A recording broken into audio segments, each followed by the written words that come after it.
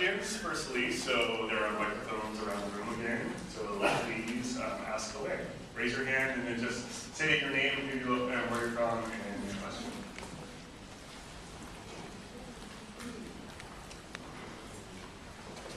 Hi, Selisse. Hi. My name is Chicago Sept, Allegheny College. Sorry. So earlier in your speech, you talked a lot about your faith and about social with the church. Have you reconciled that at all, or is it still a discussion? Is it? That's a great question. Thanks. Yeah, so I consider myself kind of a lesbiterian.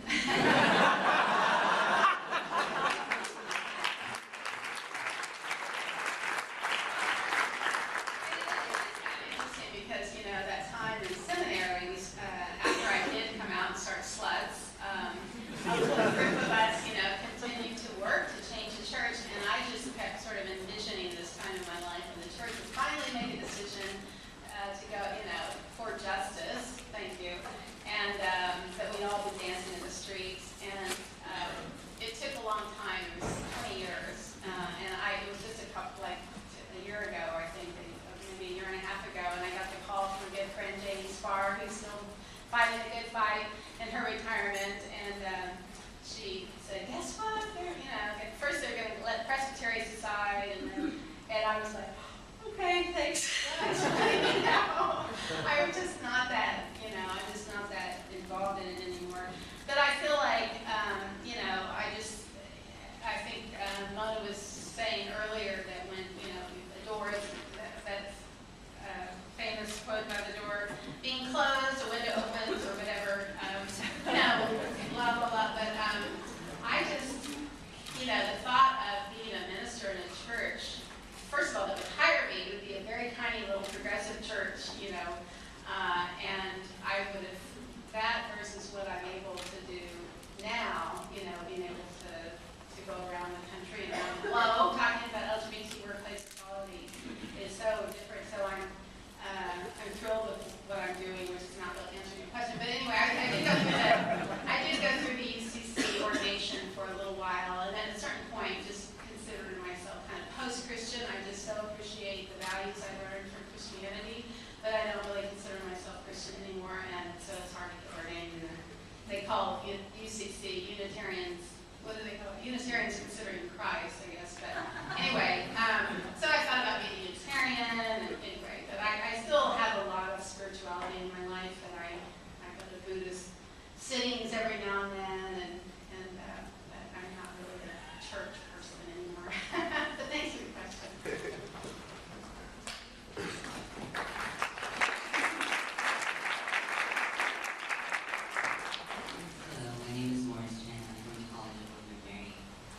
You talked about how equal being an international organization, and from your summer video, I can tell that there are a lot of diversity there.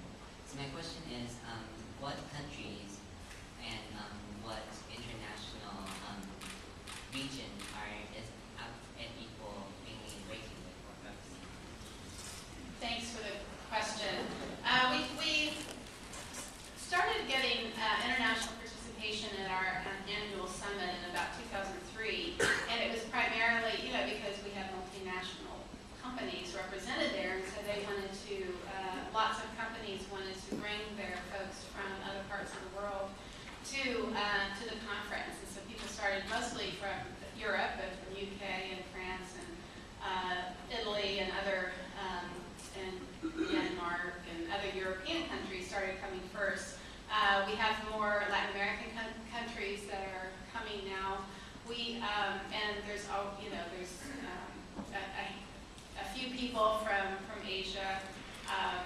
We had our first global summit in London last year, and it was during World Pride, which was it was very successful. That it costs a lot of money to do things in London, which, you know, surprise, surprise. And it was a very successful conference, and really helped us kind of make those connections with people around the globe. And we still put on, because so many international participation or participants come to our conference in the United States, we've aren't doing another global summit, but we are doing a global roundtable, and we're having our first one in Bangalore in January 22nd. So that'll be an interesting conversation with folks from Intuit, Dell, and IBM. We're going to kind of be the hosts of that original conversation. So it's exciting to see what's happening around the globe. There are people, and we also bring together with the Global Advisory Committee, and we also have a global network of people like my colleague Yvonne in Italy that's doing this work. There's a couple of women in Denmark. There's folks in the UK and in Asia, community business, who are doing some LGBT conversations and roundtables. So the word's getting out. It's kind of exciting. Thanks.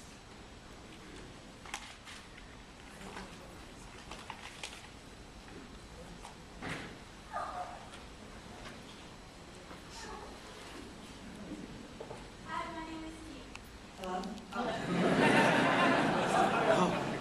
my name is Tia. Like somebody said over there about religion. This is more like a suggestion than a question.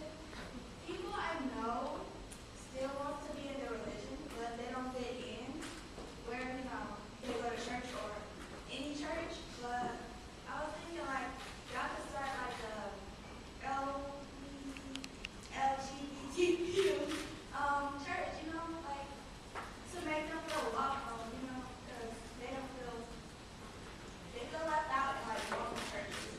Yeah, it's a great suggestion, and I think, a lot of mainline denominations and Protestant denominations and even the Catholic Church have now LGBT organizations that are working within them to really make a change within each of the denominations. And then there's, of course, I don't know if you're familiar with the Metropolitan Community Church, MCC is an LGBT specific church that's around the country, around the globe.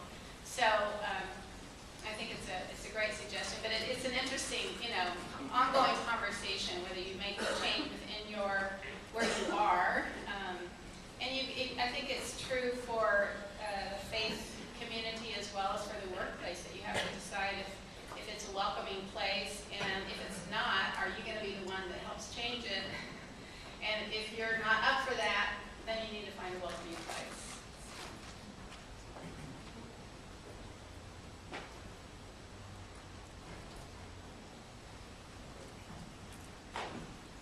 Good afternoon, Selisse. Zach Berger with Northrop Grumman, and we're going to be talking with the students this afternoon and tomorrow morning about resume prep, interview prep, and being out. And I was wondering if you could kind of maybe give an overview of what the students should be aware of from an LGBT self-ID standpoint, some of the things going on. Thanks, Sam. That's one of, when people say what's next on the horizon, certainly the global conversation is certainly next on the horizon, but the other big conversation that many people are having is what we term self-ID. And it's basically when most companies send out either a climate survey or some kind of survey to get a sense of who their employees are, and you have an opportunity to say whether you're a woman or what your gender is and what your racial ethnic background is. And so many people in our community are asking people to put on there somewhere that you're a member of the LGBT community. How do you identify? Are you part of this community? And what it does is it allows for the HR directors that are really often very data focused. It allows you to be tracked, basically, whether, to find out how many LGBT people are coming into the company, how many are leaving the company, and how many are being promoted. And so they're able to say, an HR person, you can ask them how many people of color are in your C-suite, or how many people of color are, at senior executive levels, and how many women are in your senior executive levels. And if you ask them, well, how many LGBT people, they're like, don't know. Well, if we're not being counted, then we're not being counted. And so I think it's a great question, because I think it's a really powerful way for us to kind of, again, keep moving the workplace forward as we advance in this movement. Is that kind of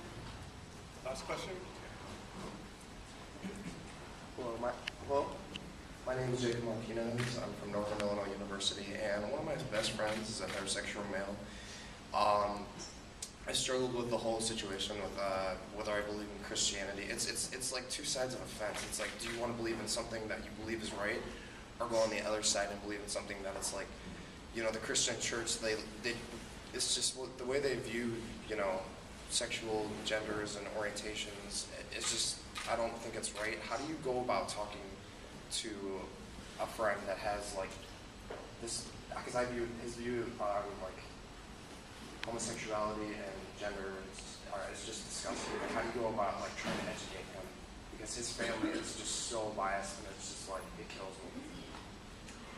Yeah, it's just a real struggle, and I think, you know, I think it's important for us to acknowledge that Christianity is like saying, you know, every Republican is this way, or every Democrat is this way, or, you know, every LGBT person is this way.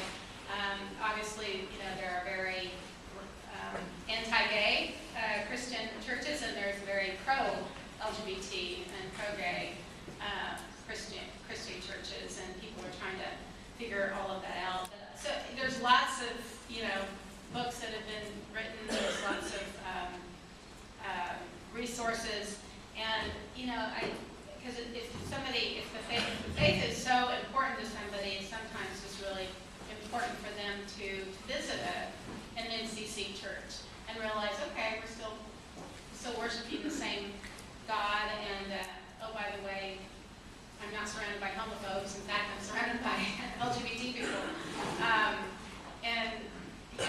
But I think, you know, getting into, people were like, oh, you've been in seminary, so you can debate these people, you know, and I'm like, you know, I don't really think that that's a valuable use of time. There's certainly a lot of people that are great at sort of debating the nuances of scriptures and that kind of thing, but, you know, these were all books that were written thousands of years ago, and they're very, very important and powerful to many, many people, and we don't want to suggest that that's not the case. And at the same time, you know, the whole concept of love being the centerpiece of Christianity and most religion is an important part of any conversation.